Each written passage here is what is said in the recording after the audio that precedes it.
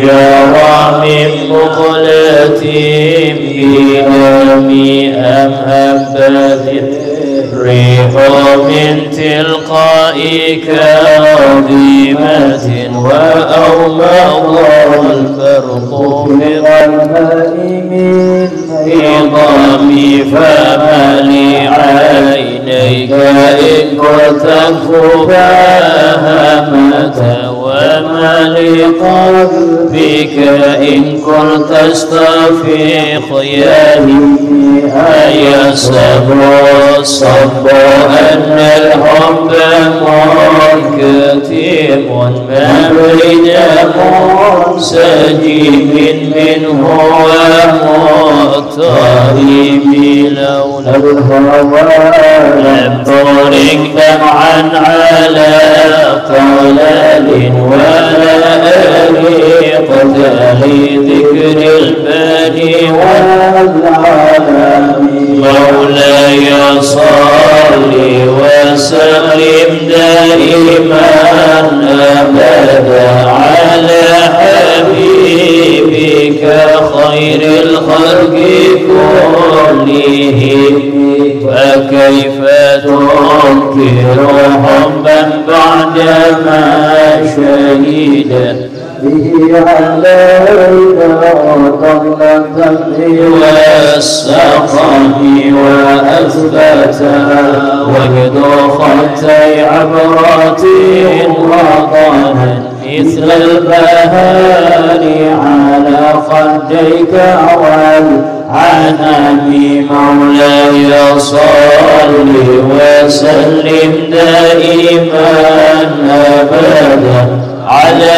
حبيبك خير الخلق كلهم نعم سرى طيف من أهوى فأرقني والحب يعترض اللذة بألمي لائمي في الهوى البدري معذرة مني إليك ولو أنصبت على فنوري مولاي صل وسلم دائما أبدا على حبيبك خير الخلق كلهم أتتك حالي على سر بمستتر عن الوشاة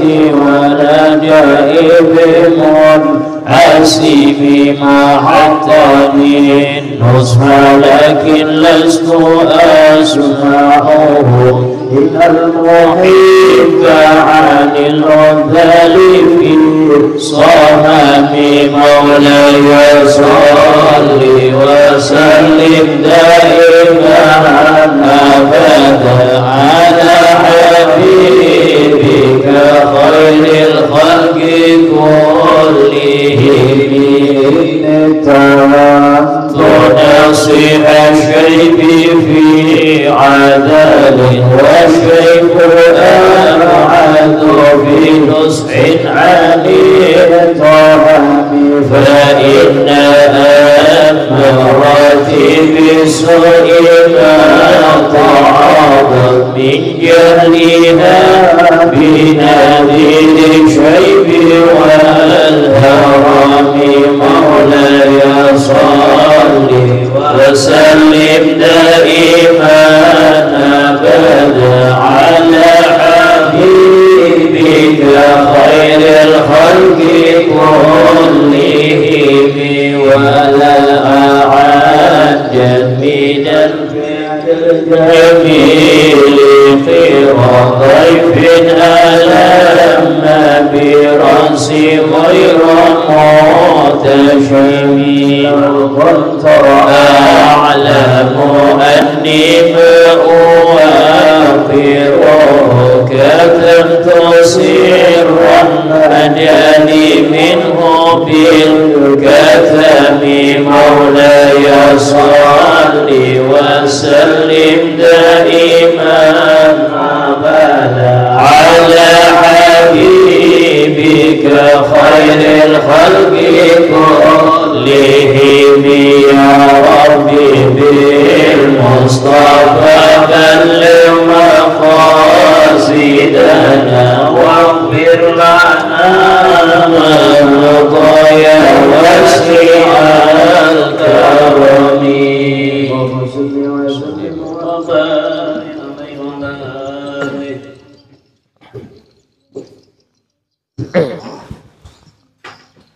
Ini yang anak-anak dipisah ya, sebagian situ biar ada ngobrol ya.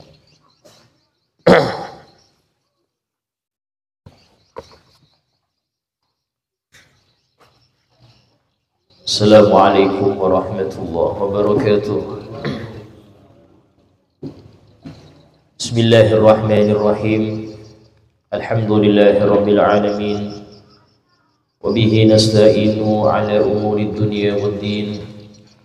أشهد أن لا إله إلا الله وحده لا شريك له وأشهد أن سيدنا محمدا عبده ورسوله لا نبي بعده.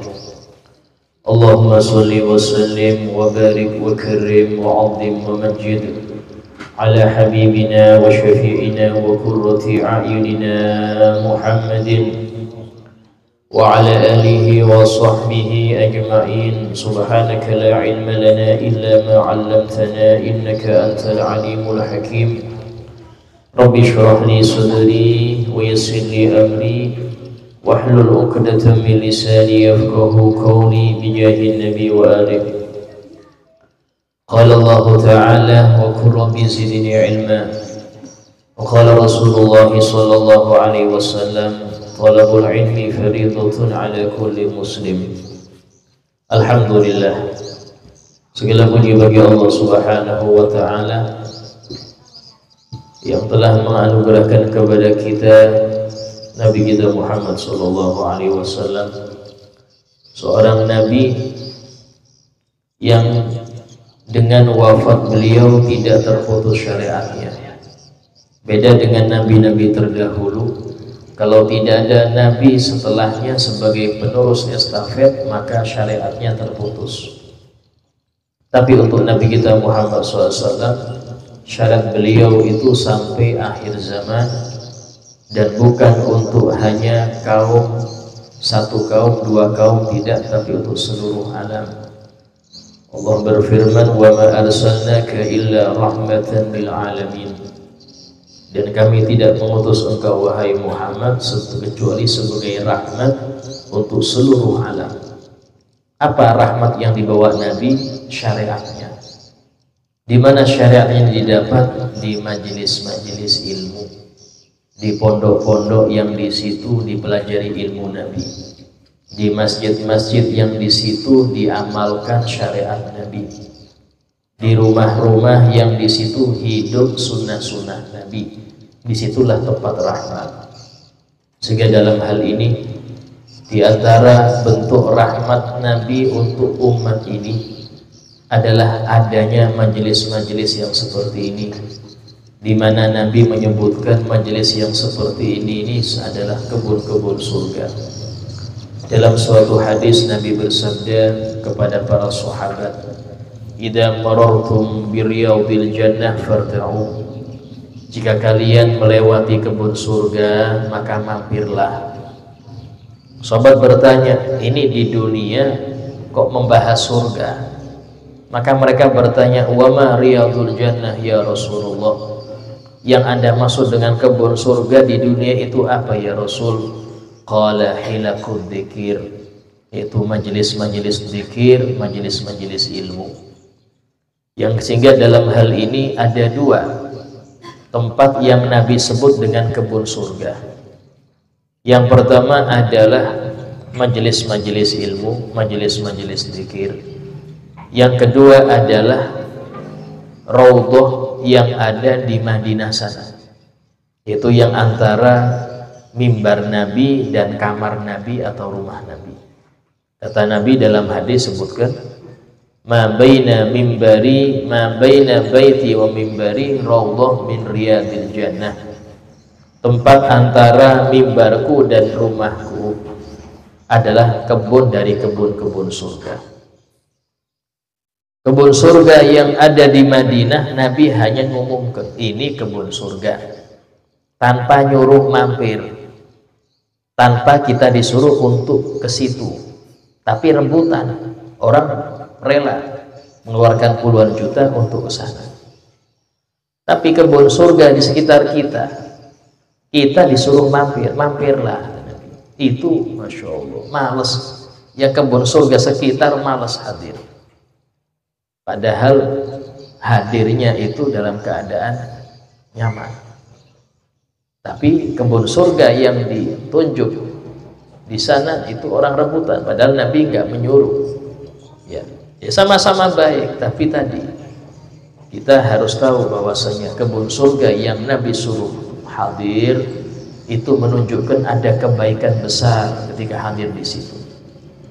Ada kebaikan besar ketika kita hadir di sana. Disebutkan oleh para ulama, minimal orang yang hadir di majelis ilmu walaupun nggak paham, walaupun ketiduran, bukan tidur sengaja ya, ketiduran, itu pulang dalam keadaan dosa dia diampuni oleh Allah Subhanahu wa ta'ala. Paham nggak paham, yang penting hadir aja, hadir, beradab ya, itu pulang dosanya diampuni.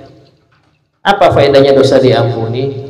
Doa terkabul, hajat terpenuhi, terjaga dia dari segala mara bahaya, dijaga anaknya, istrinya, keluarganya, tetangganya ya. Dan dia aman daripada wafat su'ul khotimah, karena dalam keadaan dosanya dia diampuni oleh Allah Ta'ala. Ini faedah kecil daripada orang yang hadir majelis ilmu. Sehingga dalam hal ini perlu kita hadirkan di hati bahwasanya Anda sekarang di salah satu kebun surga. Anda sekarang berada di salah satu kebun surga, dan hendaknya nikmatilah buah-buahan yang ada di kebun situ. Jangan hanya lihat kebunnya tapi nggak mencicipi buahnya. Apa buahnya? Ilmu yang diajarkan, faedah-faedah yang disampaikan, itu adalah buah-buah daripada kebun surga. Alhamdulillah, masih kita di dalam pembahasan dalam kitab Hidayatus Salikin tentang adab-adab makmum dan imam ya. Sampai halaman berapa kita kemarin ya? 120 ya. Oh iya, sampai adab yang ke-17 ya. Ya, adab yang ke-17. Kemarin terakhir adab ke-16. Jadi ada 20 adab. Bismillahirrahmanirrahim. Qala al-musannif rahimahullah ta'ala wa nafa'ana bihi bi'ulumihi fid dhari amin.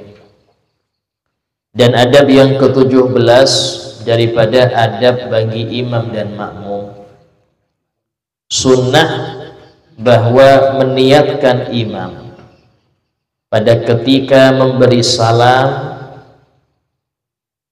apa niatnya? Akan salam atas segala makmum ya. Jadi ketika imam itu bersalam, pertama salam ke kanan. Jadi kita bahas dulu hukum salam. Salam ini termasuk rukun sholat. Rukun apa? Rukun qauli, rukun yang wajib diucapkan, dibaca. Tidak bisa hanya pakai hati, nggak sah, harus dibaca.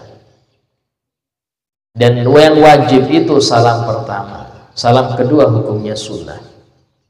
Menoleh ke kanan atau ke kiri, ke kanan ketika salam pertama, ke kiri salam kedua, hukumnya sunnah. Sehingga jangan sampai Anda noleh saja nggak salam, maka hukumnya nggak sah sholat. Kalau dia nggak salam-salam sampai doa sumpah. Tapi kalau dia sadar, oh iya saya belum salam nih, langsung dia assalamualaikum warahmatullahi wabarakatuh, sah. Yang penting belum batal dan belum beranjak dari tempat tempatnya. Nah, kemudian salam ini termasuk rukun qauli, rukun yang diucapkan, sehingga ada syarat-syarat. Yang pertama adalah harus didengar telinga sendiri. Gak bisa hanya qomat kamit, gak bisa, harus didengar telinga sendiri. Yang depan agak maju ya. Idza qila lakum tafassahu fil majalis fafsahu. Kalau dikatakan kepada kalian ya, berlebarlah dalam majelis, maka lebarlah. Yafsahillahu lakum, niscaya Allah akan meluaskan kalian. Jadi salam, rukun salam ya, yang pertama adalah dia harus diucap, syaratnya diucap. Kemudian yang kedua harus pakai kalimat assalamu dan kalimat alaikum. Dua kalimat, assalamu dan alaikum. Assalam di sini harus pakai alif lam. Nggak boleh salamun alaikum, salamu alaikum, nggak boleh, nggak sah. Ustadz, saya salam pertama salamu alaikum, habis saya sadar salah saya, hanya salam kedua saya bilang assalamu alaikum, ya apa hukumnya? Sah, karena yang salam kedua itulah salam pertama ya. Salam pertama salah, salam kedua benar, cukup, tidak apa-apa ya. Jadi harus pakai assalamu ya. Kemudian harus alaikum, nggak boleh alaika ya. Ustaz, ini satu orang aja samping saya, assalamu alaika, tidak, tetap assalamu alaikum. Kemudian assalam dan alaikum itu nggak boleh dipisah. Assalamu, nafas dia, alaikum ya. Hukumnya harus nyambung, harus nyambung. Ucapan warahmatullah sunnah, ucapan warahmatullah sunnah. Wabarakatuh tidak disunnahkan kecuali waktu sholat jenazah. Jenazah, assalamualaikum warahmatullahi wabarakatuh. Nah, sunnahnya yang pertama adalah menoleh ke kanan ketika salam pertama dan menoleh ke kiri ketika salam kedua. Yang kedua, menambah warahmatullah di dua salamnya. Yang ketiga, menolehnya itu sekiranya orang belakang melihat pipi Anda ya. Yang noleh wajah bukan badan. Kalau badan menoleh sementara dia belum waalaikum, batal sholatnya. Kenapa? Karena berpaling dari kiblat sementara sholatnya belum kelar. Karena kelarnya ini dengan waalaikum itu, pas kum itu kelar. Nah, ketika belum waalaikum dia sudah berpaling badannya, maka batal sholat dia ya, dan wajib dia ulangi tanpa wudhu ya. Dosa wudhu gak batal wudhunya, yang batal cuma sholatnya. Kemudian sunnah yang selanjutnya, adab yang selanjutnya, ketika mengucapkan salam ya, setelah salam itu berniat keluar dari sholat, niatul khuruj minas sholat. Hodol Habib Ibrahim. Hodol. Depan Habib.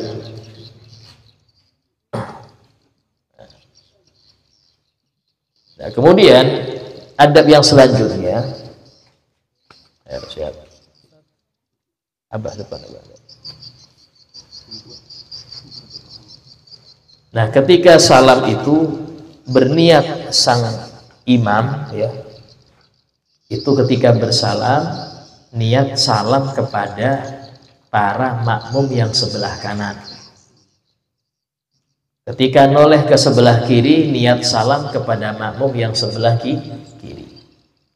Ya Pak, untuk secara umum, secara umum pas dia salam pertama, assalamualaikum, itu niatkan kepada seluruh malaikat dan seluruh mukminun manusia dan jinnya. Assalamualaikum warahmatullahi, itu niatkan salam kepada seluruh malaikat mukmin yang manusia, mukmin yang jin sebelah kanan saya. Ketika noleh sebelah kiri juga sama. Kemudian untuk makmum, ya kalau dia jadi makmum nih, pas dia di sebelah kanan imam, maka pas dia salam ke kiri, niat menjawab salamnya imam. Jadi niat salam ke malaikat, salam kepada mukmin manusia, mukmin yang jin, dan jawab salamnya imam. Berarti otomatis salamnya makmum setelah dua salam imam terucap, agar niat jawabnya pas. Betul. Ya. Agar dia niat jawabnya pas. Ya. Karena itulah waktu niatnya makmum itu, waktu salamnya makmum setelah imam salam kedua. Ya. Nah kemudian kapan mulai nolehnya? Nolehnya ketika assalamu alaikum. Pas alaikum baru noleh. Pas assalamu belum, ngadep ke depan. Assalamu alaikum warahmatullahi. Nah pas alaikum ya warahmatullahnya noleh. Assalamualaikum warahmatullahi. Itu di dalam nolehnya itu kapan? Setelah ucapan alaikum warahmatullahnya noleh dia. Ya.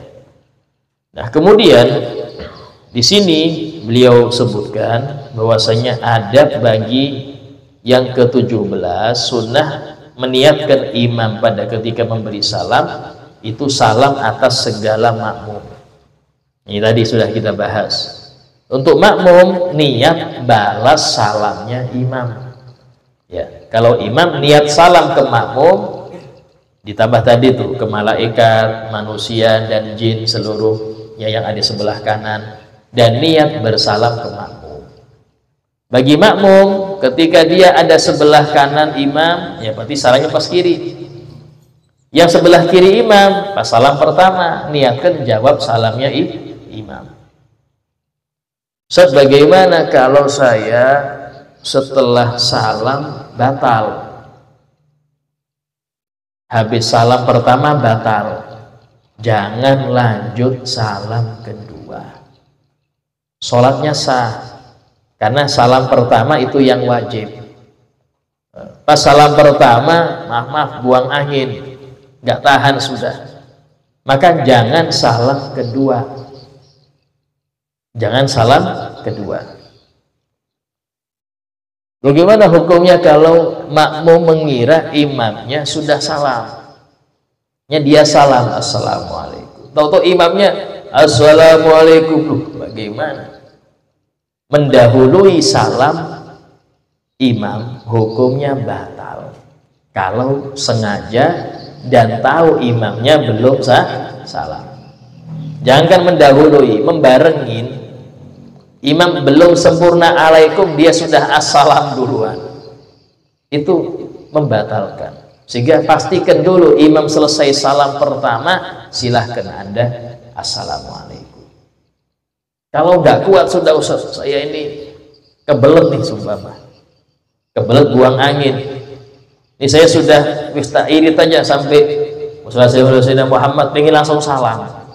Caranya niat mufarokoh. Di hati saya niat pisah dari imam, langsung salam assalamualaikum, assalamualaikum.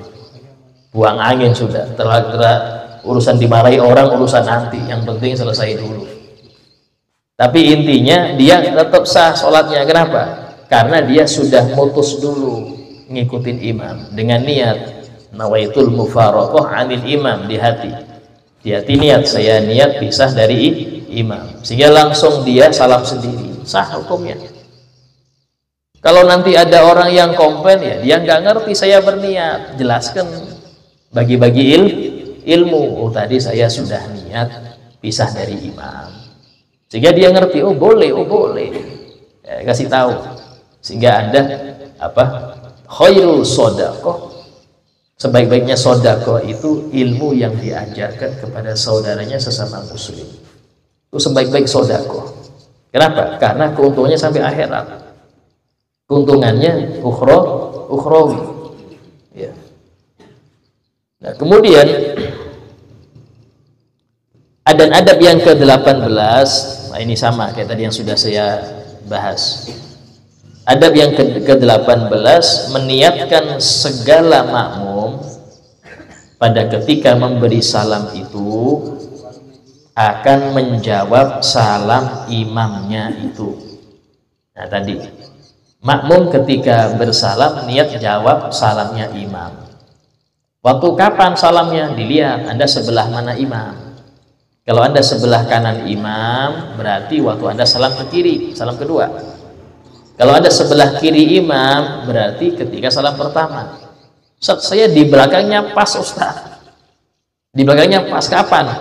Silahkan pilih salah satu. Kalau Anda di belakang imam plus, belakang imam, maka silahkan. Salam pertama boleh, salam kedua boleh. Ya, ini niat penting nih, niat salam. Karena nggak ketahuan, niat itu nggak ketahuan. Kalau tidak, Anda coba seminggu aja nggak ngamalin sudah. Ya, subuh besok mulai sudah. Ya, kalau Anda, nanti aja ngamal, hilang sudah itu. Ilmu itu seperti itu. Kalau tidak kita amalkan, cepat hilangnya. Karena itulah kata ulama, menulis ilmu penting. Tapi kalau mau kuat, amalkan. Karena itu lebih dari Anda nulis dan menghafal. Mengamalkan itu lebih dari nulis dan menghafal. Kita perhatikan anak-anak kecil, ya, TK, SD itu hafal doa masuk kamar mandi, kenapa? Dipraktekkan. Cuman sudah SD nggak ngamalin lagi. SMP hilang sudah. Doa tidur pun lupa dia. Padahal waktu TK hafal semua. Kenapa? Tadi guru di TK itu hanya ngajarkan. Yang melatih praktek orang tua di rumah. Pendidik aslinya di situ. Kalau di pondok, nah ada banyak guru-guru pendidik yang bukan cuma ngasih materi, ngasih teori, tapi langsung nyuruh praktek. Ya. Jadi di sini harus setiap orang tua ini menjadi guru untuk anak-anaknya. Minimal melatih mereka dalam kebaikan. Nah, kemudian dan adab yang ke-20, 19 dulu ya. Dan adab yang ke-19, sunnah bagi imam itu berhenti sedikit artinya tidak beranjak dari tempatnya. Berhenti sedikit pada tempat sembahyang. Kemudian daripada salam itu. Jadi termasuk sunnah bukan hanya untuk imam, untuk orang yang sholat sendirian kah, jadi makmum kah, jadi imam kah, itu habis salam jangan langsung dia berdiri, tapi tetap dulu di situ. Disebutkan dalam suatu hadis bahwasanya innal malaikata, maksudnya para malaikat ya, itu yastaghfirun, meminta ampun bagi orang yang selesai sholat dan dia tetap di duduknya. Malam yuhdits aw yatakallam aw yantaqid. Selama dia tidak berhadas, tidak bicara urusan duniawi dan tidak pindah dari tempatnya. Selama enggak ganti satu dari tiga ini, malaikat doakan dia terus. Apa doanya? Allahumma ufir lahu, Allahumma arhamhu. Ya Allah, ampunilah orang ini, rahmatilah orang ini. Jadi itu doa bukan hanya untuk mayit, Pak. Kita kan sering soal jenazah itu, Allahumma ufir lahu warhamhu. Itu bukan untuk mayit, kita juga butuh ampunan. Kita juga butuh rahmat, bukan hanya yang meninggal, yang hidup juga butuh didoakan. Nah, sehingga kata ulama sebagai mengatakan, kalau engkau itu merasa hidupmu banyak masalah, tapi engkau tidak tahu dosa apa saya ini. Saya periksa-periksa dosa apa ya? Kok masalah banyak terus? maka carilah doanya malaikat. Kapan itu? Sering-sering berdiam lama setelah salam. Kalau selama mungkin, kalau bisa sampai imam baca doa, kerjakan. Kalau sampai imam baca doa, kerjakan. Itu paling utama. Sampai imam selesai doa, nah silahkan Anda beranjak untuk ba'diyah, silahkan.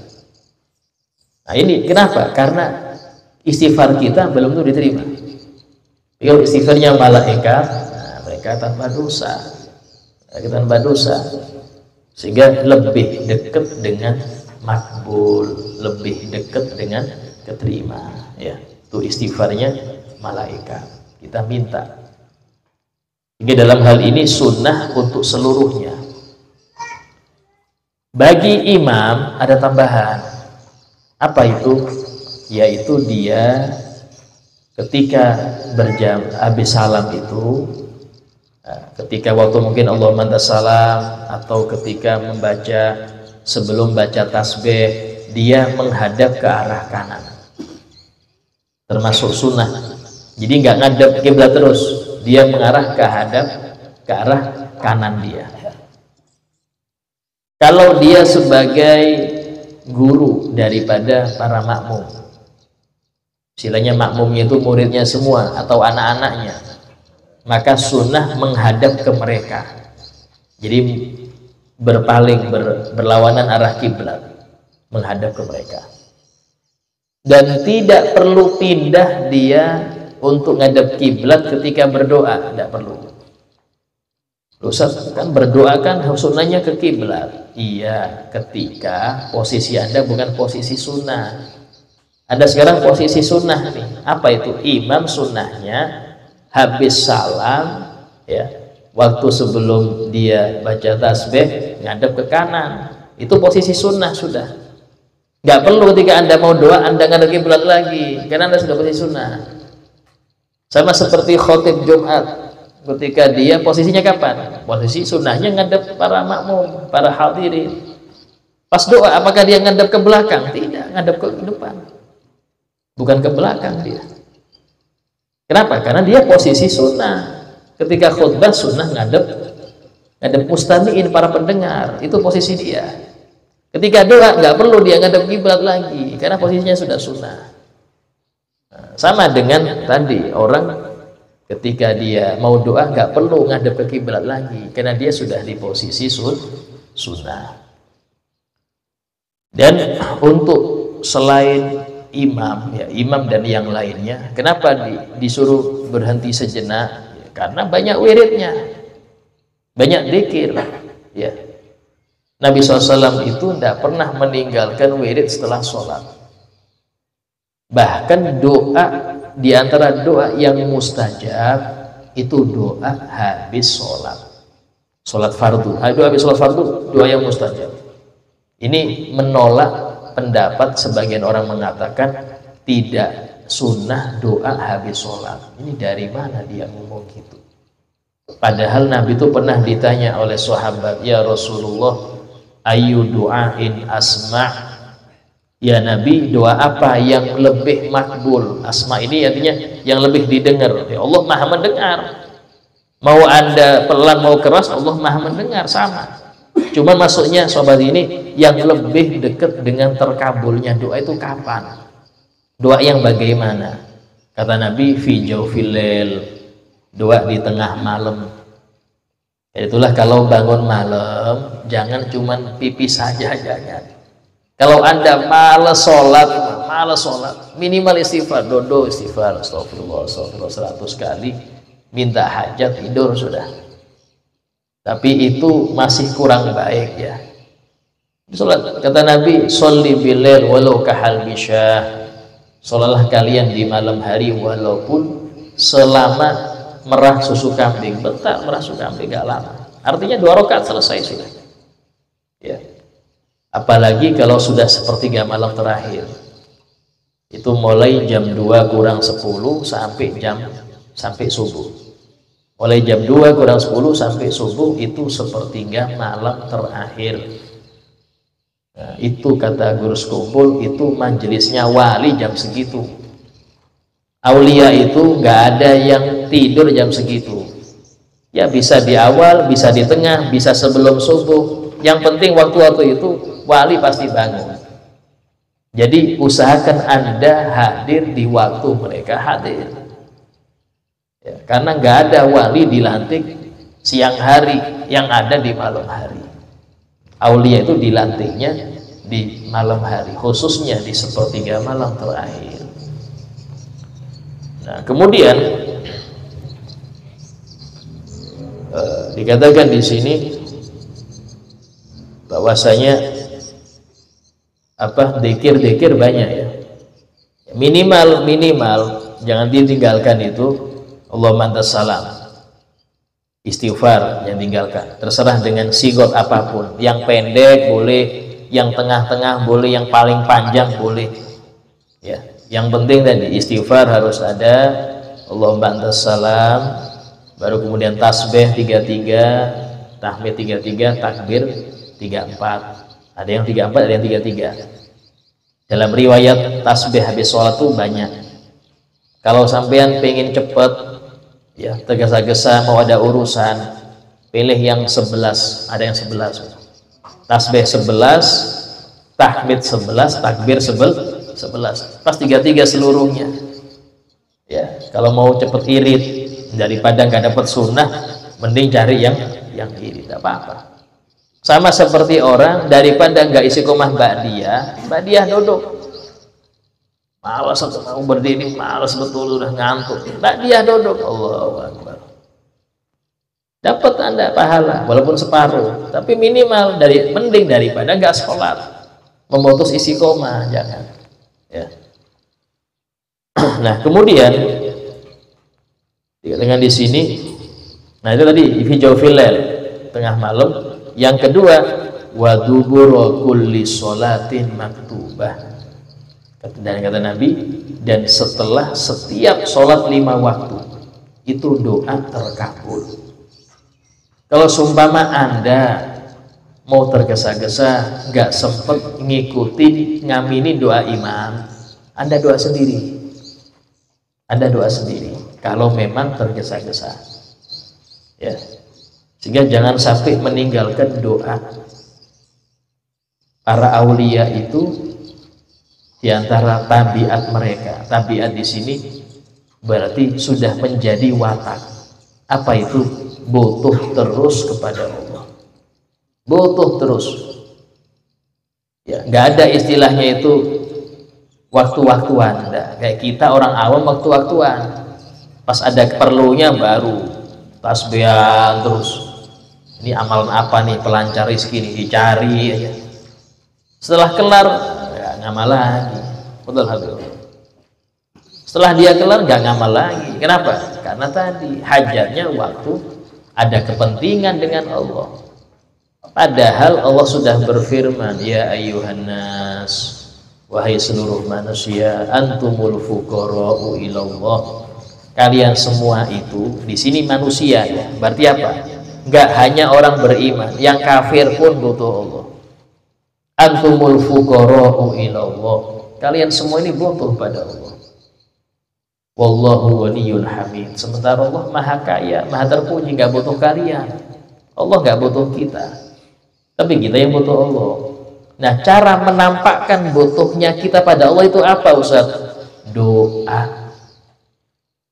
Sehingga orang yang nggak doa sombong. Ciri-ciri sombong itu orang nggak mau doa. Imam Amin dia diam aja. Kenapa? Takut bid'ah. Ustaz, ini repot. Anda nggak mengamini itu bid'ah.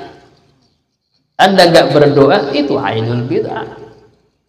Sehingga hati-hati. Kadang-kadang orang jahil terpengaruh dengan khawatir bid'ah, nggak jadi dia dzikir. Megang tasbih, takut biar nggak tasbihan. Ya Allah, sampai kapan sampai tertipu dengan ucapan itu? Orang muslim itu banyak zikir. Justru orang munafik sifatnya 3 dalam Al-Quran. Kalau dalam hadis 3 juga, tapi lain. Dalam Quran 3 Allah sifati orang munafik. Apa itu? Wa idza qamu ila sholati qamu kusala. Kalau mereka berdiri untuk sholat, berdirinya malas-malesan, berat. Istilahnya mending dia nyangkul 2 jam daripada sholat 4 rakaat. Sampai seperti itu, Pak. Ya Pak Ustaz, saya ngapain kah? Nyangkul kah? Yang sholat berat saya, Pak. Nyangkul aja tuh. Ini munafik, itu bahaya, hati-hati. Berat untuk sholat, berat, Pak. Ya, yang kedua, yura'unan nas, dia senang pamer amal kepada orang. Kenapa? Biar dianggap muslim. Kalau dia sembunyi, orang anggap dia kafir, ketahuan nanti. Sehingga nampak kan, ini loh saya muslim kan, nah, saya sholat, saya pakai baju koko, ini muslim saya ini, gitu. Pengen menampakkan amal ke orang biar dipuji. Yang ketiga, wala yadhkurunallaha illa qalila, tidak zikir kepada Allah kecuali sedikit. Sebagian ulama mengatakan zikirnya cuma habis sholat aja, tasbihnya diambil, saya taruh lagi apa, nanti asar saya pakai lagi. Ini kayak gini kapan sampai bisa banyak zikir? Sementara Allah berfirman, udhkurullah dzikran katsira, perbanyaklah zikir yang banyak, wasabbihuhu bukratan wa asila, dan bertasbihlah kepada Allah pagi dan sore, artinya setiap waktu. Nggak ada batas zikir, Pak, kecuali kalau ada yang istilahnya dia dapat dosis tertentu dari dokter hatinya. Sampai baca ini ya, sekian ya. Kenapa kasih dosis? Biar istiqomah. Kalau Anda langsung 1 hari 3.000, seminggu nggak baca lagi, capek Ustaz, 3.000 capek. Seorang pendidik, udah jangan. Habib Mustafa, udah. Jadi dalam hal ini perlu untuk dzikir itu penting. Sampai-sampai Al-Imam Abdurrahman bin Muhammad As-Seggaf, datuk seluruh habib yang bermarga As-Seggaf, beliau mengatakan, man laisa lahu wirid fahuwa kirid. Orang yang nggak punya wirid, nggak punya sholawat yang tertentu tiap hari, nggak punya istighfar yang rutinitas istighfar, nggak punya rutinitas baca Quran, fahuwa kirdun, itu seperti monyet. Artinya apa monyet? Gampang dipermainkan orang, nggak punya prinsip, gampang diganggu orang. Ya, sehingga harus ada wirid ini, harus, karena wirid itu sebagai tameng pertama. Yang kedua itu sebagai apa? Bagaimana kita ada hubungan erat dengan Allah Ta'ala. Tapi tadi Al-Habib Abdul Haddad mengatakan, wirid apapun itu tidak bisa memberi pengaruh besar bagi pembacanya kecuali dengan 2 syarat. Pertama, dengan istiqomah. Orang, anak kecil itu bisa tumbuh besar karena istiqomah makan. Walaupun cuma sepiring 3 kali sehari, paling dikit, tapi continue, itu akan tumbuh besar. Tahu-tahu pamannya yang setahun sekali ketemu dia, loh sudah tinggi aja ini anak, kemarin masih kecil. Kenapa? Istiqomah makan. Jadi kalau senampan seminggu nggak makan lagi, dijamin kalau nggak rumah sakit kuburan. Kalau nggak rumah sakit kuburan. Seminggu sekali ke 1 nampan nggak bisa. Istiqomah. Wirid itu kalau mau faedah istiqomah. Yang kedua, hudur, hadir hati. Ini sambil wirid, sambil HP ya, sambil buka Facebook, sambil baca Abdul Haddad. Ya ada, tapi faedahnya kecil, nggak dapat. Kenapa? Anda nggak hadir. Minimal hadir, minimal Anda ngerti artinya, ya, dan Anda tenang dalam keadaan seakan-akan Allah melihat Anda. Ini namanya ihsan. Anta'budallah ka'annaka tarahu, yaitu engkau beribadah kepada Allah dalam keadaan seakan-akan engkau melihat Allah. Maka musyahadah tinggi nih untuk para wali, kita belum nyampe ke situ. Fa illam takun tara fa innahu yarak. Kalau engkau belum bisa untuk seakan-akan engkau melihatnya, fa innahu yarak, maka sungguh Allah melihat engkau. Artinya ibadahlah dalam keadaan engkau dipandang oleh Allah. Namanya maqam muraqabah. Kalau kita belum bisa musyahadah, ya minimal muraqabah.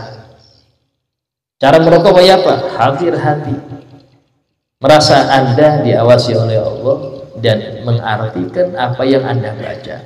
Dua ini Anda istiqomah, pasti ada taksir. Nanti akan diliputi dengan cahaya-cahaya ketentraman dari Allah. Tambah terus, akan turun anwarul ma'rifah, fadat alaihi ulumul ma'rifah, akan tercurahkan baginya ilmu-ilmu ma'rifat, ilmu-ilmu yang gak pernah tertulis di buku. Ini hanya diberikan khusus oleh Allah untuk yang selalu terkait hatinya dengan Allah. Kalau sudah terus, mungkin beberapa bulan kemudian, beberapa tahun kemudian, dia akan ada diberi al-unsu billah, merasa nyaman dengan Allah. Ciri-ciri orang yang merasa nyaman dengan Allah itu merasa gelisah kalau gabung manusia. Kalau duduk dengan manusia gelisah, kapan ini selesainya? Kecuali pengajian ya. Pengajian ya mau nggak mau Pak. Ini kalau ngobrol-ngobrol yang lain, kapan selesainya? Pengen sendiri karena berasyik masyuk dengan Allah, sudah nikmat dengan Allah. Sama orang yang sudah nikmat dengan manusia, sulit bisa nikmat dengan Allah. Orang yang senang rame malas sendirian, takut dia sendirian. Kenapa? Sudah terbiasa rame. Tapi orang yang sendirian, dia nggak sendirian, dia dengan Allah. Istilahnya itu, dia merasa sendiri dalam keramaian dan merasa rame ketika sendiri. Dia merasa sendiri. Kenapa? Karena orang-orang nggak ngerti dia. Mereka nggak ngerti hatinya, sehingga dia kayak sendiri, kayak terasingkan. Kayak dia ini bukan zaman saya ini. Bukan dengan mereka, saya harusnya nggak seperti ini. Tapi ya apalagi, saya hidup dengan mereka, ya sudah nerima aja. Takdirnya di sini ya sudah. Tapi hatinya beda dengan hati orang. Orang punya urusan lain, dia urusan lain. Apa? Dengan Allah aja. Nah, pas dia sendirian, orang anggap dia sendirian. Oh enggak, dia rame dengan Allah. Dia rame dengan malaikat sekitarnya. Nah, itu orang yang dapat al-unsu billah. Ini disebutkan satu qasidah itu ada. Hasbi rabbi jallallah, ma fi qalbi ghairullah. Hasbi rabbi, cukup bagi aku Allah, enggak butuh yang lain. Ada Allah, ngapain butuh yang lain? Ma fi qalbi ghairullah, tidak ada di hatiku kecuali Allah. Enggak ada di hatiku kecuali Allah. Wa Muhammad sallallahu, dan Nabi Muhammad SAW. Nah, ini orang yang ngarang itu orang wali, Pak. Sehingga kalau kita membaca qasidah para aulia itu, ya, usahakan Anda tahu artinya, maka Anda akan tahu bagaimana keadaan batin wali itu dari qasidahnya. Anda kalau ingin tahu keadaan wali, lihat di syair-syairnya. Anda kalau ingin tahu ya apa cintanya Ali Habsyi pada Nabi Muhammad, Anda baca Huwa Nur. Huwa Nur Anda baca, gak cuma baca seartinya. Anda akan tahu setinggi itulah mahabbahnya Ali Habsyi kepada Nabi Muhammad.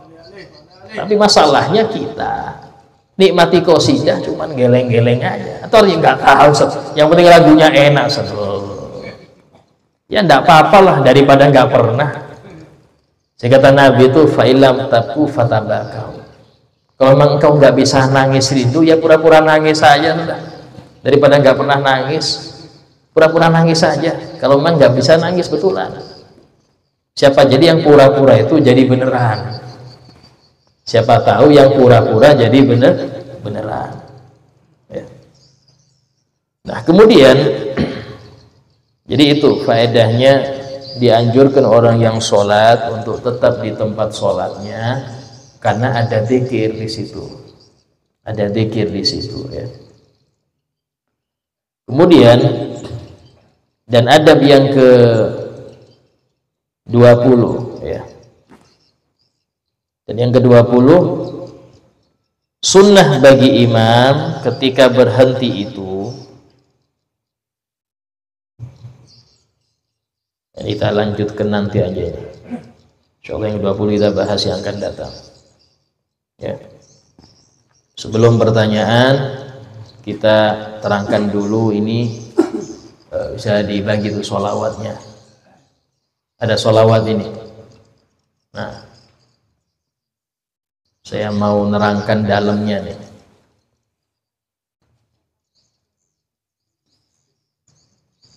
Ya. Ini beberapa minggu lalu, kalau nggak salah belum sebulan, itu sempat saya bagikan. Dan ini insya Allah menjadi bacaan wajib di majelis. Ya. Ini Sholawatul Bala kemarin telah kita bahas, saya sampaikan ini sholawat gubahan guru kami Abu Hasan bin Ahmad Baharun. Dan beliau sudah dapat ijazah langsung dari Nabi Muhammad SAW langsung, karena beliau membacanya di depan makom Nabi. Bahkan sempat ketemu Nabi dalam keadaan sadar, bukan mimpi lagi, dalam keadaan sadar, gak kuat pingsan beliau 2 kali. Ketika naik mobil pulang ketemu lagi, awal pingsan lagi. Bahkan sempat diajak sama Nabi, ya sudah ikut aku, artinya meninggal. Tapi beliau, anak-anakku masih kecil, istilahnya masih belum ada yang meneruskan pondok, belum ada, sehingga beliau nggak jadi ikut. Bukan karena nggak mau ikut, karena mikir pondok siapa yang ngurus kalau ini. Bala ini dibaca setiap hari ya. Saya akan ngartikan. Allahumma sholli ala sayyidina Muhammad. Ya Allah, anugerahkan, curahkanlah sholawat kepada junjungan kami wa maulana dan pemimpin kami Nabi Muhammad, khairil bariyah, sebaik-baiknya manusia, dengan suatu sholat, suatu sholawat, tusallimu nabiha, yang kau selamatkan kami dengan sebab sholawat itu, wa tusallimu ahlana, dan engkau selamatkan keluarga kami. Kalau ditulis ada apa ya, wa auladana, anak-anak kami, wa akribana, kerabat-kerabat kami, wa ahbabana, orang-orang yang kami cintai, wa muallimina, para guru-guru kami, wa muta'allimina, para murid-murid kami dan yang hadir majelis kami, wa asdiqaana, teman-teman kami, wa jironana, tetangga-tetangga kami, wa tusallimu buyutana, dan engkau selamatkan rumah-rumah kami, wa masajidana, masjid-masjid kami, wa ma'ahidana, pondok-pondok kami, wa madarisana, sekolah-sekolah kami, wa mazari'ana, sawah dan kebun kami, wa makatibana, kantor-kantor tempat kerja kami, wa jami'a mahallatina, dan seluruh tempat-tempat kami selain yang disebutkan tadi, wa amwalina, dan seluruh harta kami. Dari apa diselamatkan? Min syarri zalzalatil ard, dari buruknya gempa bumi, wa harakatiha, dan gerakan-gerakannya. Gerakan artinya kadang enggak gempa tapi gerak aja. Wa min syarril amtor, dan dari buruknya hujan. Hujan ada kalanya bawa berkah, ada kalanya bawa bala. Wariyah, buruknya angin. Wasawaik, petir, kilat. Wawiriha, dan selainnya. Wa min syarri sayyarat, dari buruknya mobil-mobil, baik kendaraan, dari keburukan mobil. Wa ta'irat, pesawat-pesawat. Wal bawakhir, kapal-kapal. Wa jami'il markubat, dan seluruh kendaraan, wa anwahya, dan macam-macamnya. Wa min syarril wabah, dan dari keburukan wabah. Wal afat, penyakit-penyakit. Wal ahad, virus-virus. Wa asbaiha, dan segalanya. Wa min syarril jin, dan keburukan jin. Wal insi, atau manusia. wal wuhush, hewan buas, wa taghut, hantu, wasyayatin, syaitan-syaitan, wa makiriha, dan tipu daya mereka. Wa minat taraddi, dan selamatkan kami juga dari taraddi, jatuh dari jurang, jatuh ke jurang. Taraddi ini jatuh ya, jatuh dari tempat tinggi, dari ini. Wal hadmi, atau kerubuhan bangunan. Wal haraq, atau kebakaran. Wal gharaq, atau tenggelam. Walaupun meninggal di waktu ini, orang yang meninggal dalam keadaan kerubuhan bangunan, meninggal dalam keadaan kebakaran, meninggal keadaan tenggelam, itu syahid. Syahid akhirat. Artinya di akhirat dapat derajat syuhada. Cuman Nabi berlindung dari ini. Nabi pernah berdoa, ya Allah, aku beraudzubika minal gharaq wal haraq. Ya Allah, aku berlindung kepadamu dari meninggal dalam keadaan kebakaran atau tenggelam. Loh, kenapa Nabi berlindung pada sesuatu yang itu kebaikan? Karena masalahnya yang dapat syahid itu yang ikhlas. Pas dia tenggelam nih, nah kalau nggak bisa, ikhlas sudah, ini sudah ajalnya sudah. Tapi jarang yang seperti itu, ya nggak mau, saya nggak mau Israel datang. Ya waktu meninggal nggak ikhlas, selesai, nggak dapat syahid. Kebakaran juga gitu, pas kebakaran dia nggak mau, nggak rela saya mati sekarang, nggak ridho saya mau selamat. Tapi ajal datang, ya gak syahid. Syahid itu ketika dia ikhlas, ya sudah, ini ajal sudah terima. Karena nggak bisa lagi menghindar.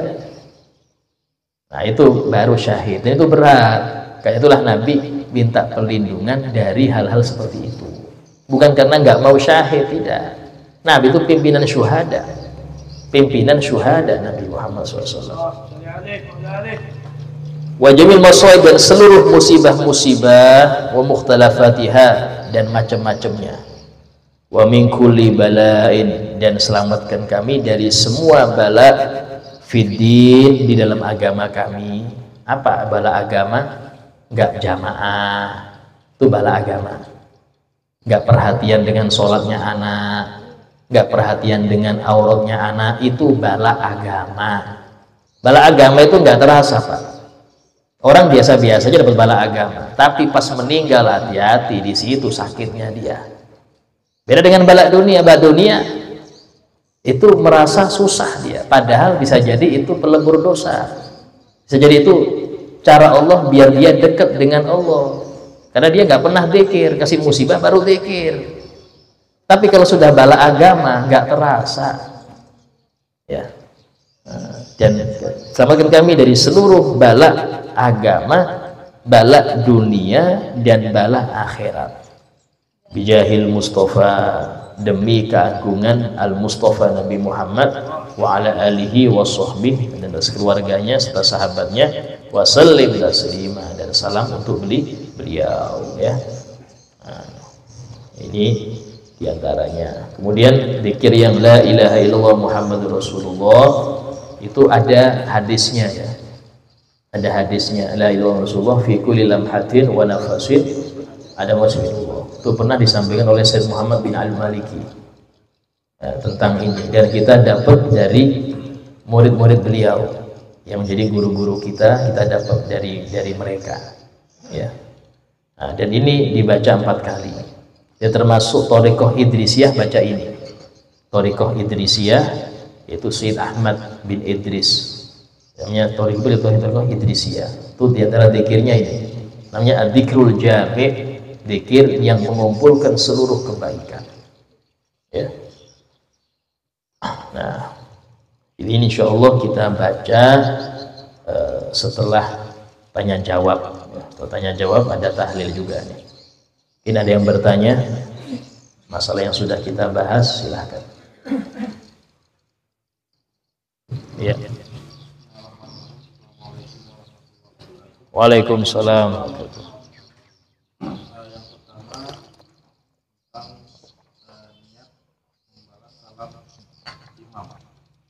Apakah cukup dengan niat saja atau ucapan waalaikumsalam?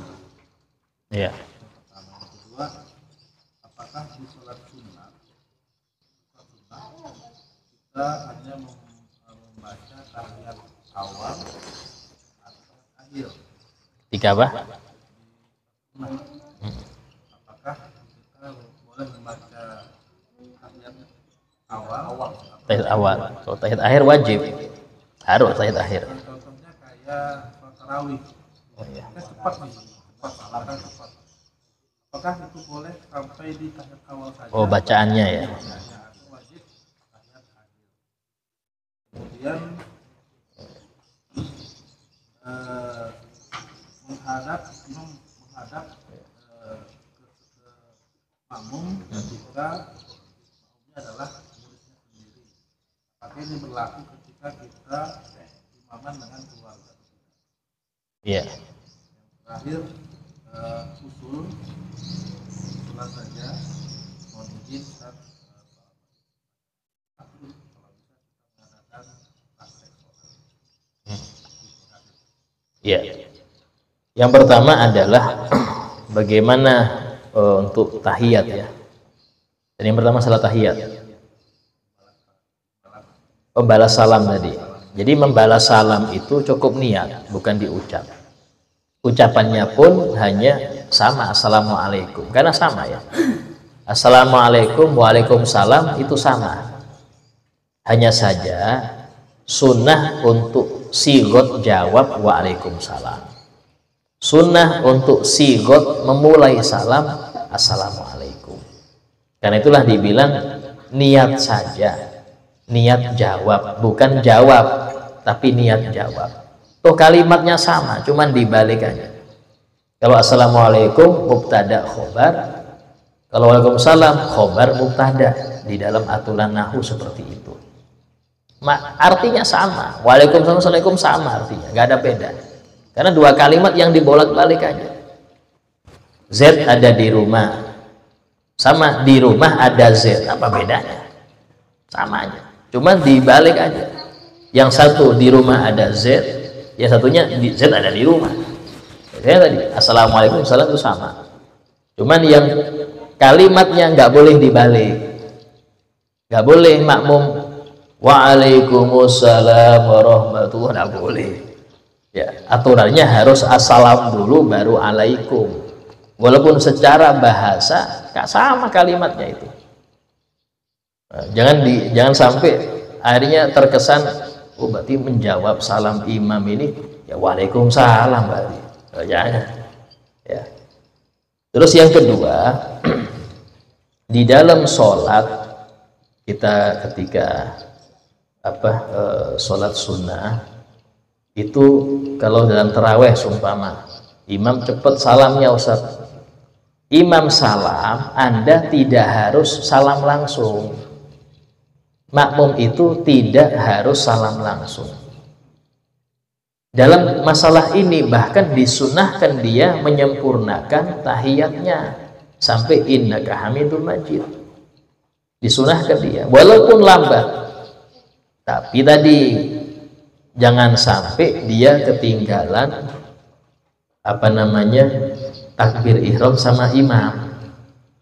Kalau sampai imam Fatihah dia masih tahiyat ya jangan. Ya, kenapa? Karena afdolnya itu kita ngikutin takbir bareng imam. Itu karena intisari sholat di situ. Cuman apakah boleh saya ini lanjut baca doa habis innaka hamidul majid? Saya lanjut doa karena ini doa termasuk doa mustajab itu habis tahiyat sebelum salam. Boleh. Tidak ada larangan makmum itu harus dia ada kewajiban imam itu harus salam langsung setelah imam salam, tidak. Artinya imam salam, makmum kalau belum selesai innaka hamidul majid makruh salam langsung, lanjut dia. Habis innaka hamidul majid dia boleh lanjut baca doa, boleh langsung salam karena sudah final, sudah selesai tahiyatnya. Yang fardu dan sunnah sudah beres, tinggal doanya sekarang. Nah doa itu makmum mukhayyar, kasih pilihan, terserah mau dia lanjut, mau dia ini nggak apa-apa. Walaupun nggak barengin dzikir imam itu sudah belum antas salam dia masih tahiyat, nggak apa-apa, nggak masalah. Ya, apalagi kalau bukan terawih, istilahnya yang habis itu nggak ada sholat lagi. Sempurnakan. Ya. Terus yang ketiga, keluarga tadi ya. Jadi kita bilang kalau makmumnya itu anak-anak dan istri sama dengan murid-murid, itu sunnah ngadep ke mereka. Karena anak didik kita juga, kita didik mereka juga. Nah, tujuannya apa? Tujuannya biar mereka bisa fokus. Ya. Dan kita ketika ngadep mereka itu sambil dipandang mendoakan. Ingat, doakan anak khususnya, jangan cuman habis sholat. Guru saya Habib Gosim bin Ahmad Baharun, adiknya Buya Hasan, saya ngaji beliau itu tafsir Sawi, walaupun tidak sampai hatam, 4 jilid Pak, panjang Sawi itu. Kita 3 tahun belajar sama beliau, belum hatam Sawi. Tuh beliau pernah ditanya, karena anak-anaknya ini semuanya Masya Allah jadi ulama semua. Habib Quraisy Baharun punya pondok di Kuningan, Habib Migdad Baharun punya pondok di Cirebon, ya. Habib Abdillah Baharun, Allah yarham, baru meninggal, Abdillah Baharun. Terus kemudian ada putri beliau punya pondok juga di Pekalongan dengan suaminya. Rata-rata jadi semua. Tanya orang ini, apa resepnya kok anaknya Masya Allah jadi ulama semua? Beliau tanya balik, engkau doakan anakmu berapa sering? Ya tiap habis sholat, kurang itu. Aku tiap lihat mereka tak doakan, walaupun nggak terucap di hati. Tiap lihat mereka tak doakan, ya Allah makmurkan mereka, beri makin manfaat, panjangkan umurnya dalam ketaatan. Semua, nggak usah bahasa Arab, nggak apa-apa, Indonesia nggak apa-apa, sekiranya ada yang bisa. Tiap mandang mereka doakan. Dan ingat, apa ibu ya, doanya ibu untuk anaknya disebut dalam asar, disebutkan doaul li auladiha kadu'ain nabi li ummati. Doanya ibu untuk anak-anaknya sama dengan doanya Nabi untuk umatnya, sama. Bahkan Habib Salim Asy-Syatiri beliau pernah mengatakan, kamu nyari doanya para wali, keliling nyari ulama, udah rumah situ. Di rumahmu ada doa yang lebih dari 70 wali. Siapa? Ibu. Tapi kita sering nyepelekan. Kenapa? Karena tadi nganggap temen.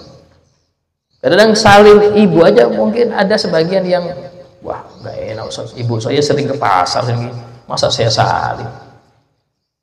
Apalagi cium kaki itu sangat dianjurkan. Tapi kita kadang-kadang jijik, risih. Saya ustaz masa cium kaki? Ibu saya yang dari kebun. Astagfirullah. Hati-hati ya. Itu nggak boleh demikian. Setinggi apapun Anda, tapi kalau sudah depan ibu itu harus Anda merendah. Kenapa? Karena Nabi bersabda, al-jannah tahta aqdamil ummahat. Semua surga itu di bawah telapak kaki ibu. Apa sirnya di sini? Sirnya ini apa? Tunduk pada ibu khususnya. Tunduk. Bukan di tangan ibu, bukan. Di bawah telapak kaki ibu. Tunduk engkau. Nurut engkau. Di hadis ini menjelaskan ayat Allah, waqfid lahuma janahadzulli, dan rendahkan dirimu di depan keduanya. Rendahkan dirimu di depan keduanya. Apalagi ibu khusus, karena ibu itu sensitif. Dia mengandung Anda, jarang tidur demi Anda waktu bayi. Ucapan kita nyakiti dia berat Pak. Sampai ada seorang ibu melahirkan anak itu sakit, tapi dibentak anak yang kita lahirkan lebih sakit lagi. Melahirkan anak itu sakit, tapi dibentak anak yang kita lahirkan lebih sakit lagi. Kayak nyesel anak melahirkan ini, hati-hati berucap seperti itu. Dan termasuk yang parah, kalau orang tua nggak berani negur anak, takut anaknya ngomel lebih parah. Kan takut kalau sudah ngomel saya kan diomel. Ini durhaka betul anak ini. Ini penting dalam hal ini, itu pendidikan ya, dalam pendidikan. Pertanyaan lain? Oh iya. Waalaikumsalam warahmatullahi wabarakatuh.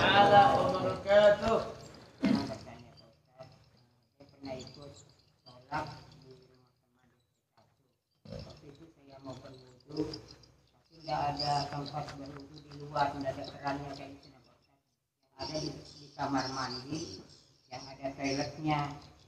Nah, akhirnya saya berwudu di situ, tapi kamar mandinya itu bersih dan tidak kotor, tidak juga berbau. Apakah wudu saya itu sah aja Pak Ustaz? Nah, pertanyaan kedua Pak Ustaz,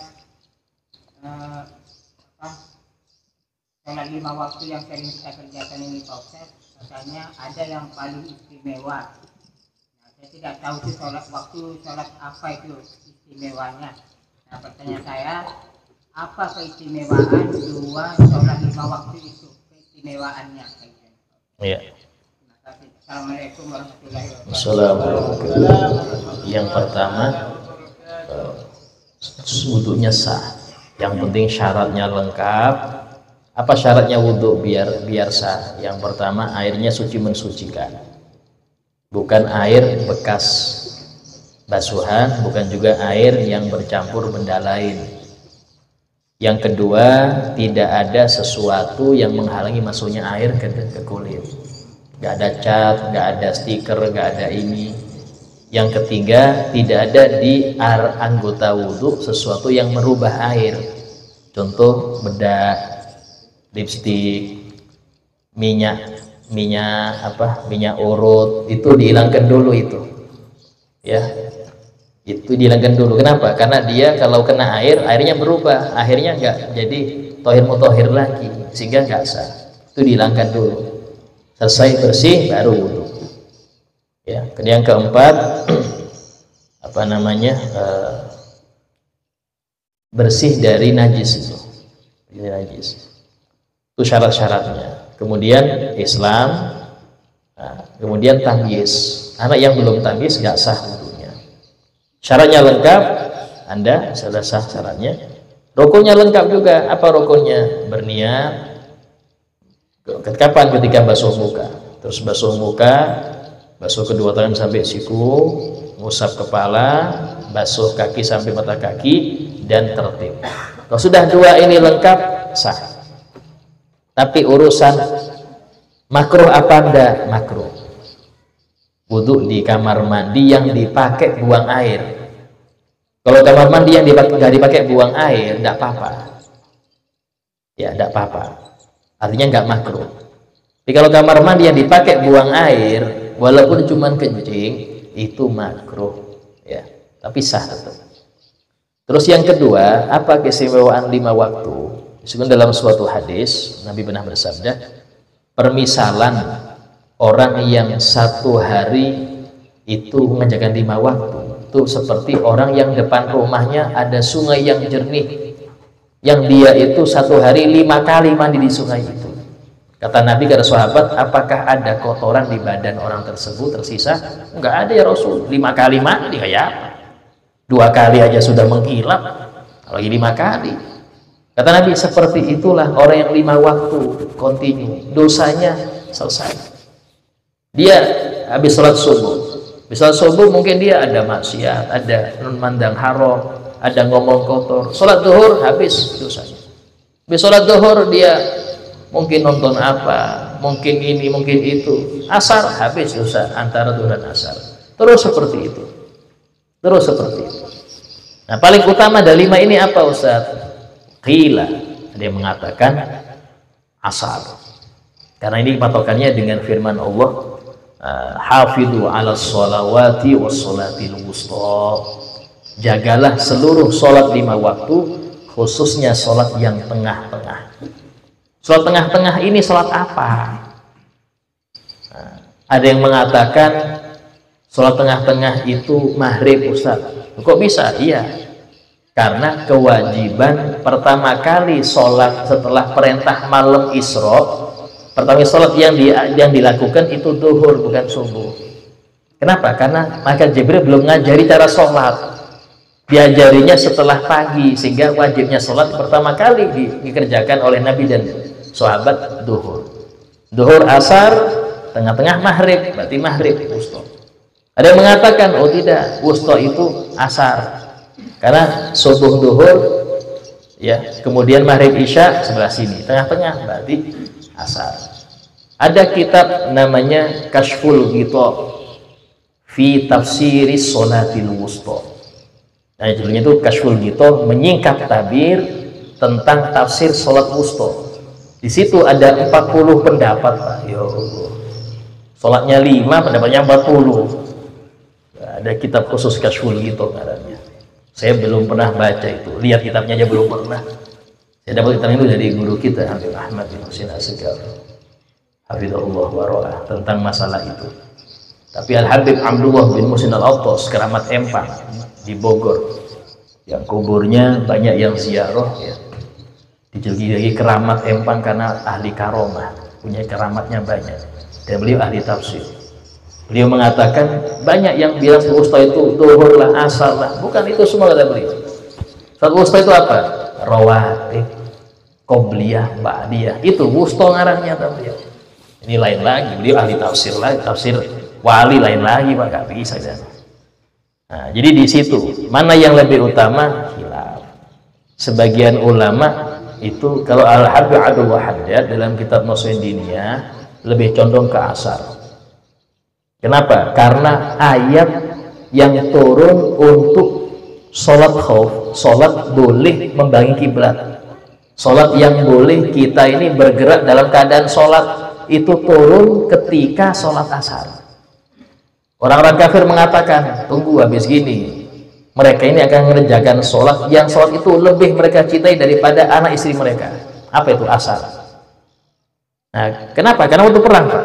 Sehingga waktu itu ketika mau sholat asar turun ayat tentang bolehnya sholat sambil perang, namanya sholatul khauf. Kenapa? Demi agar sahabat tetap sholat asar dalam keadaan perang. Berarti ini paling afdol, kata Al-Habib Abdullah bin Alawi Al-Haddad ya. Sebagian lagi mengatakan oh enggak, paling afdol subuh. Kenapa? Karena Allah berfirman wa Qur'anul fajr, dibacaan Quran di waktu fajar. Inna Qur'anul fajri kana masyhuda, bacaan Quran di waktu fajar itu disaksikan malaikat, artinya waktu subuh ya. Nah, itu hilafnya di situ. Ini pertanyaannya tinggi beliau. Masya Allah. Monggo silahkan. Bagaimana caranya kita menyikapi sesama makmum bila mana makmum mengucapkan salam mengikut badan tersinggol, kita kan rapat saf, terus kita disinggol sedangkan kita mau husuk. Tidak ada barang namanya husuk pun jarang ada yang husuk.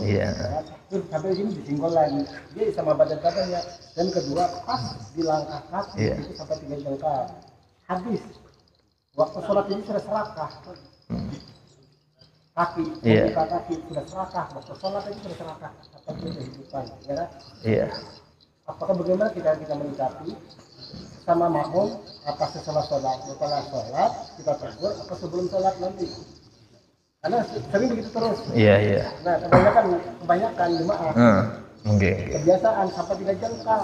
Kalau sejadahnya lebar, selipat-liparnya kakinya. Yang seperti itu karena kurang ilmu atau dia terlalu jumud. Jumud ini kaku. Wis ini sudah yang benar, yang lain salah semua. Nah, itu kaku, itu nggak bisa seperti itu. Sehingga kata Sayyid Abu Yasin Muhammad bin Ali Al-Maliki, beliau mengatakan manit tasa'ufuku qalla ingkaru 'alan nas. Orang yang luas cakrawala ilmunya, maka dia nggak gampang nyalahkan orang. Dan yang seperti itu termasuk orang yang nggak mau tahu saran orang ya. Itu berangkat dari hadis yang disalahpahami. Apa hadisnya? Man wasolas sof wasolahullah. Dalam hadis, barang siapa yang menyambung sof, maka Allah akan menyambung dia. Dikira nyambung sof itu kakinya nempel ke orang-orang, itu salah. Harusnya dia cari tafsir hadis itu, penjelasan oleh ulama-ulama kayak apa. Karena yang lebih paham hadis orang-orang yang dekat masa Nabi, mereka lebih paham itu. Dan pasti nggak mungkin ada hadis nggak dijelaskan, nggak mungkin, Pak. Berarti apa? Jangan memahami hadis sendiri, yang ada namanya sesatnya. Artinya nyambung soft itu Anda bergeser, bukan Anda kaki Anda ke sana. Kemana gesernya? Ke tengah. Nah, ke tengah, gesernya ke tengah. Jadi yang sebelah tengah jangan ke kiri, yang kiri suruh ke sini, gitu. Itu aturannya. Dan nyambung soft itu bisa juga dengan soft depan kosong, Anda isi depan, itu nyambung soft ngarannya. Yang seperti itu maka Allah sambung.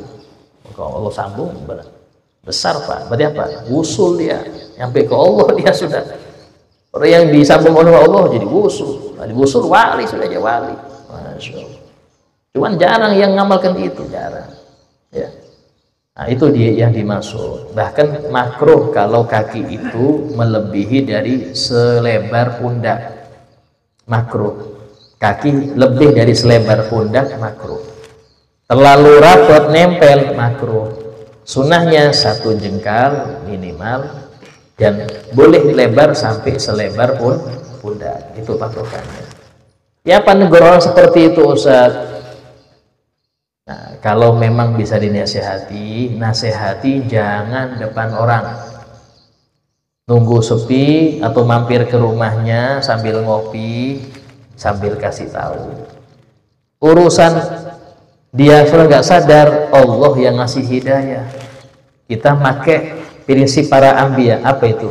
Wa ma alaina illal balagul mubin. Kami nggak punya kewajiban kecuali nyampaikan dengan jelas, selesai. Urusan nurut nggak nurut urusan Allah, bukan kita yang ngasih hidayah. Nah, itu pelong sudah enak. Jadi nggak sampai kita gerundem terus. Ini kayak apa kapan sadarnya? Kasih tahu. Kalau memang Anda nggak bisa, cari ustadz yang dia segani itu nyampaikan. Cuman yang repot urusannya sama juga. Nah, ini repot lagi sudah. Angkat tangan kita seperti itu. Ya. Dan dia nggak mau nerima ustadz lain. Ini yang berat. Yang berat di situ. Ya. Ya, semoga Allah akurkan ya seperti itu. Insyaallah baca tahlil.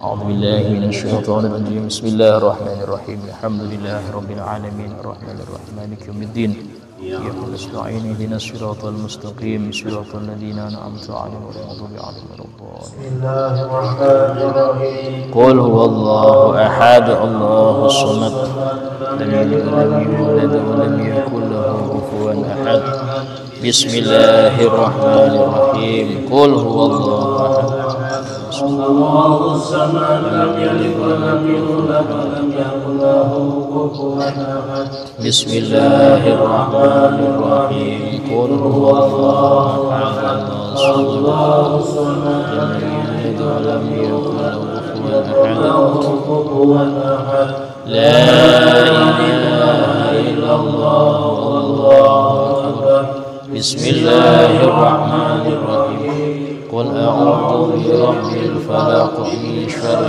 ما خلق ومن شر غاسق إذا وقب ومن شر النفاثات في العقد ومن شر حاسد إذا حسد لا إله إلا الله والله أكبر بسم الله الرحمن الرحيم قل أعوذ برب الناس ملك الناس إله الناس من شر الوسواس الخناس الذي يوسوس في صدور الناس من الجنة والناس لا إله إلا الله والله أكبر ولله الحمد بسم الله الرحمن الرحيم الحمد لله رب العالمين الرحمن الرحيم مالك يوم الدين إياك نعبد وإياك نستعين اهدنا الصراط المستقيم صراط الذين أنعمت عليهم غير المغضوب عليهم ولا الضالين